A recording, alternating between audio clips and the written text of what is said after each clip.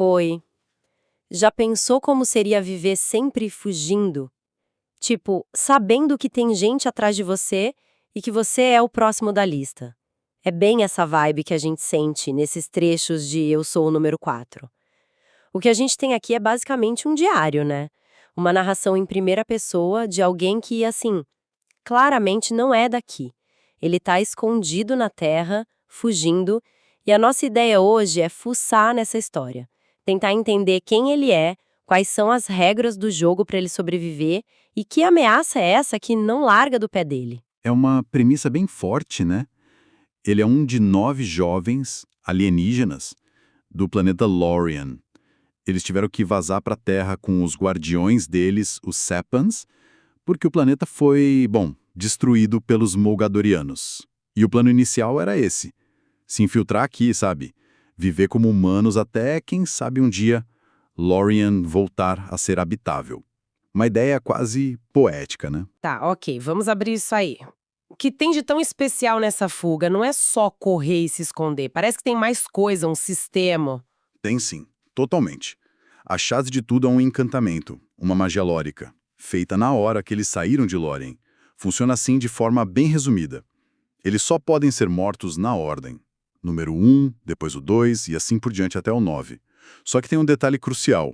Isso só vale se eles estiverem separados. Ah, Se eles se encontrarem, se o grupo se reunir, aí, bom, a proteção mágica desaparece. Acabou. caramba. E como eles sabem que, tipo, a fila andou, que mais um foi pego? É aí que a história fica sinistra mesmo, né? As cicatrizes, exato.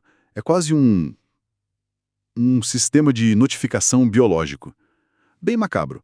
Toda vez que um dos 9 morre, uma cicatriz nova, redondinha, aparece queimando no tornozelo direito dos que sobraram.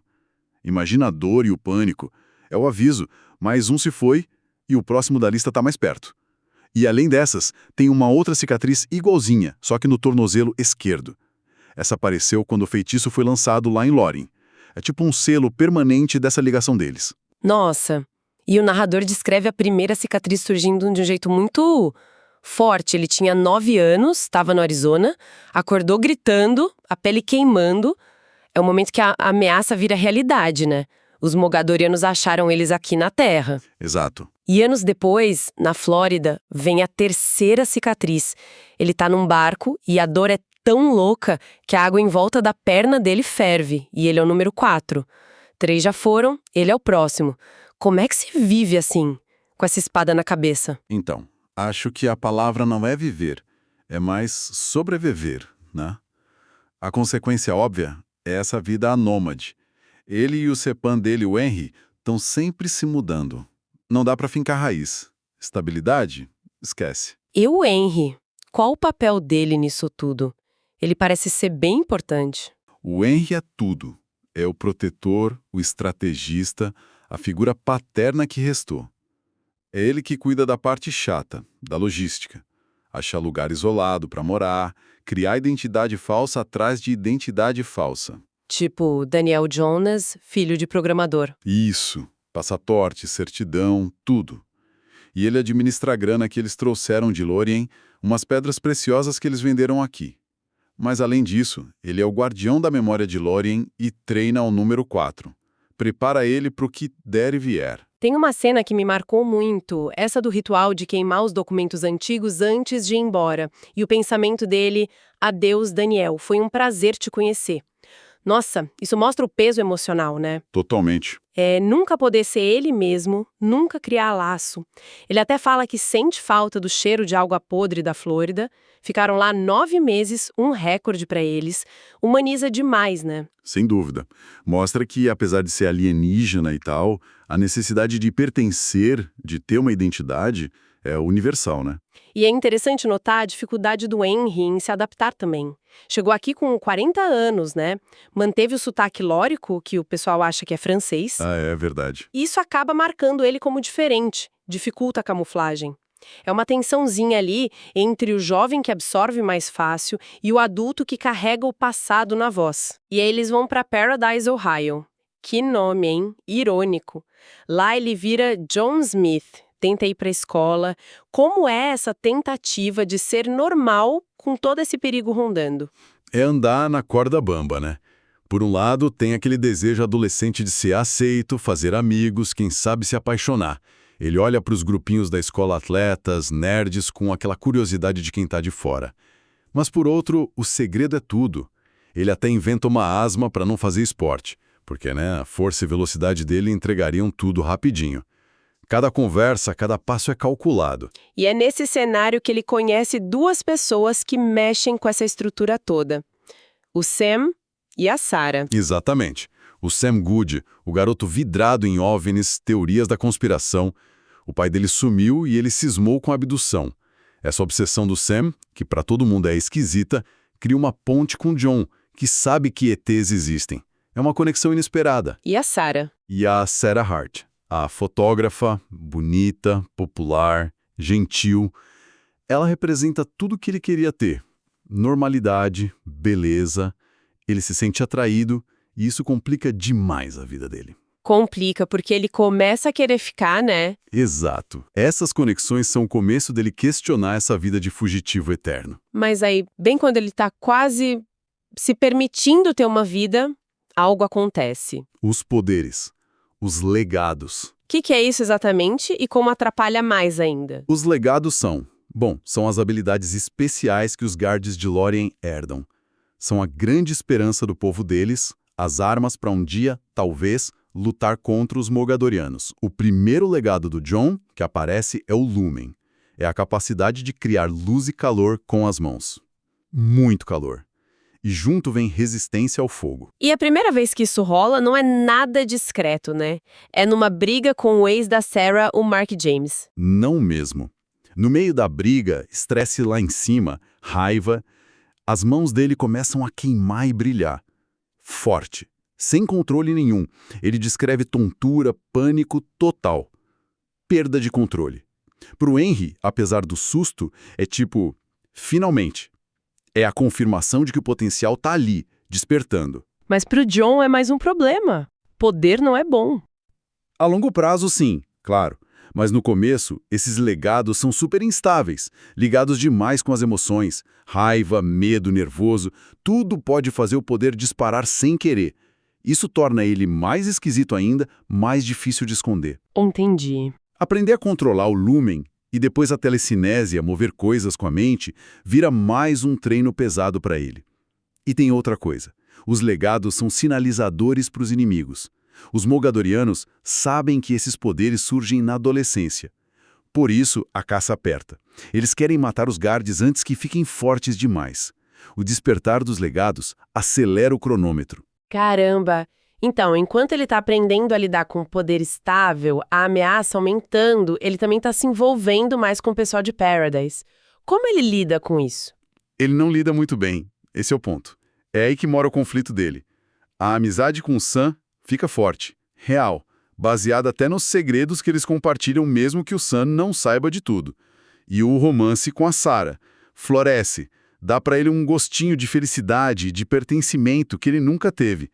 Só que isso deixa ele numa sinuca de bico, querer ficar versus precisar ir embora. O texto fala que os Lorianos veem o amor de um jeito diferente, né? Mas... Pra sempre. Dizem que em Lorien o amor é único e eterno. O próprio Henry ainda sofre pela esposa, a Julian, anos depois. Então, pro John se apaixonar pela Sarah não é só um namorinho de escola. Pela lógica lórica, seria algo muito profundo. Isso aumenta a carga emocional. Deixar ela seria quase trair a própria natureza dele. Exato. Esse conflito entre o dever com Lorien e o desejo pessoal dele fica cada vez mais tenso. E as tretas com o valentão local, o Mark James, continuam também, né? Até chegar num ponto crítico na festa de Halloween. Sim, o Mark é o perigo mais terreno, digamos, mas nem por isso menos real. As provocações, roubo de celular, briga, tudo vai aumentando a pressão no John. Na festa de Halloween, o Mark e a turma dele tentam pegar o John, a Sarah e o Sam na floresta, uma emboscada. E aí o John tem que usar os poderes de novo para se defender e proteger os amigos. Mais força, o lumen talvez. Cada vez que ele usa, mesmo escondido, o risco de alguém sacar aumenta. É um sinal de que a fachada de normalidade está rachando. E enquanto isso rola, a ameaça é maior, os mogadorianos começam a agir mais diretamente. O Henry vai investigar uma pista numa revista de OVNI, né? E aí, Aí ele cai numa armadilha. Ele segue a dica da revista Eles Estão Entre Nós até Athens, Ohio, achando que vai encontrar outros lorianos ou algo assim, mas os mogadorianos pegam ele. O editor da revista foi forçado a ajudar, descreveu o horror que foi ter a mente invadida por eles procurando informações sobre o Henry e o John. nossa, e o John não deixa barato. Ele e o Sam vão atrás para resgatar o Henry. Uma missão bem arriscada. Bem arriscada mesmo. E aí a lealdade do Sam é testada pra valer. Ele não pensa duas vezes. Pega a caminhonete velha do pai que estava parada há anos e vai com o John. Essa missão em Athens é um divisor de águas. Eles batem de frente com os mogadorianos, veem como eles são cruéis, como usam tortura, invasão mental. O John começa a sacar o tamanho real do buraco. E nessa época, as visões do John sobre Lorien ficam mais fortes também, né? O que elas mostram são importantes. São sim. São tipo flashes de memória, talvez genéticas ou pela conexão lórica, mostram a invasão de Lorien, a brutalidade, como são os mogadorianos. Altos, pálidos, dentes pontudos, olhos sem pupila. Mostram a coragem dos Guard lutando, tipo o avô dele, que ficava invisível. E mostram também que os Sepães não tinham poderes, eram mais vulneráveis.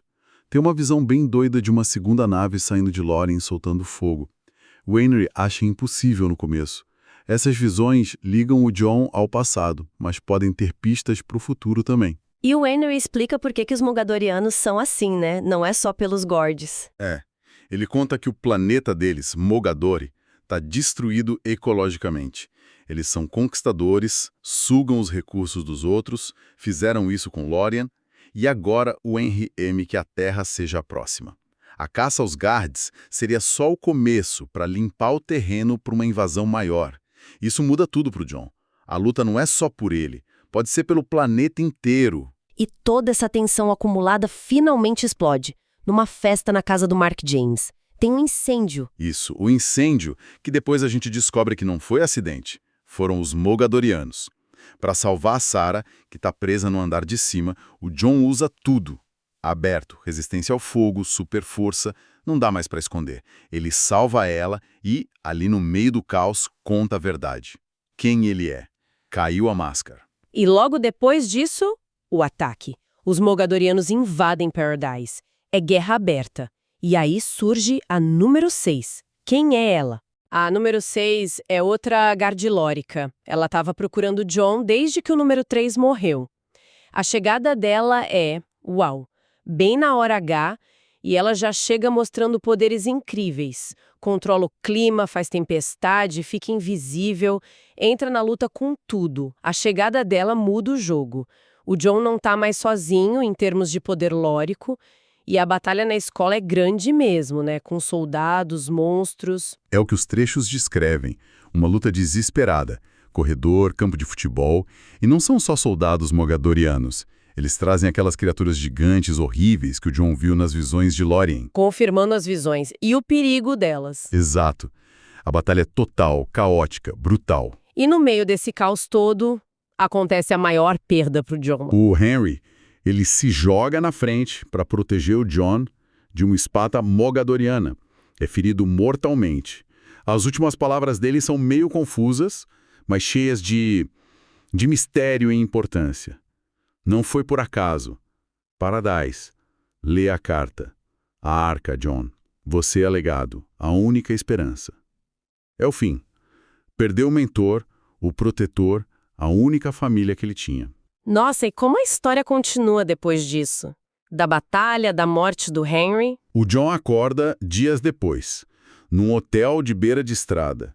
Foi resgatado pela 6, pelo Sam e pela Sarah. A primeira coisa que ele faz instintivamente é olhar para o tornozelo. Ainda 3 cicatrizes. A 6 está viva. E a Sarah, olha só, teve um papel fundamental na fuga. Chegou a matar um mogadoriano para proteger o Henry ferido e pegar de volta a arca lórica. A arca, aquele baú com as coisas de Lorien. Esse mesmo. E ela entrega para o John um envelope que achou no quarto do Henry. Dentro, mais identidades falsas e uma carta pessoal, lacrada. A fuga de Paradise se torna a única opção, né? Total. A cidade já era para eles. Precisam sumir. E o Sam decide junto. Ele agora acha que os Mogadorianos têm a ver com o sumiço do pai dele. A despedida do John e da Sarah é difícil, dolorosa, mas necessária. Fica aquela promessa no ar, né? De se reencontrarem um dia. E ter mais alguém nessa fuga. Tem. O cachorrinho do John, o Bernie Kosar. Lembra dele? O Beagle, claro. Então, na batalha ele se revela. Não é um cachorro comum. É uma quimera lórica. Um ser que muda de forma.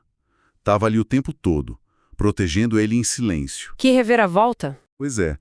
Então, no final, quem parte na caminhonete do Sam são John, a número 6, o Sam, o Bernie Kosar, agora como quimera, e a Arca Lórica. Deixando para trás Paradise, o único lugar que quase foi um lar para ele. Uau! Então, resumindo tudo isso que a gente viu nesses trechos, qual é o saldo final? O que fica dessa jornada? Olha, é uma história de amadurecimento na marra, né? Em condições extremas. O John mudou muito. De um adolescente tentando se encaixar para um guerreiro em treinamento, aceitando quem ele é, o destino dele. Os temas são fortes. Identidade, perda, primeiro amor, sacrifício, tudo muito intenso. Ele não está mais sozinho fugindo. Agora tem a 6, uma aliada poderosa, e o Sam, um amigo leal. Mas perdeu o Henry, deixou um buraco enorme e jogou uma responsabilidade nova nas costas dele. A fuga continua, mas parece que o motivo mudou um pouco, né? Mudou. Não é mais só se esconder para sobreviver. Agora é entender o passado, o que tem na carta do Henry, na Arca Lórica, e se preparar para lutar. Como a 6 falou, a guerra começou. Eles ainda são fugitivos, claro, caçados, mas agora são também caçadores em potencial, procurando outros Guard, um jeito de bater de frente com os Mogadorianos. A jornada está longe de acabar, parece que está só começando, na verdade. Fica então aquela pulga atrás da orelha com as últimas palavras do Henry. Será que tinha mesmo um motivo especial para eles terem ido parar justo em Paradise, Ohio? O que será que a carta dele vai revelar? Sobre o passado do John ou sobre alguma estratégia maior? E qual vai ser o futuro desses últimos herdeiros de Lórien, agora que a guerra pela sobrevivência deles e, quem sabe, da Terra, está declarada? Muita coisa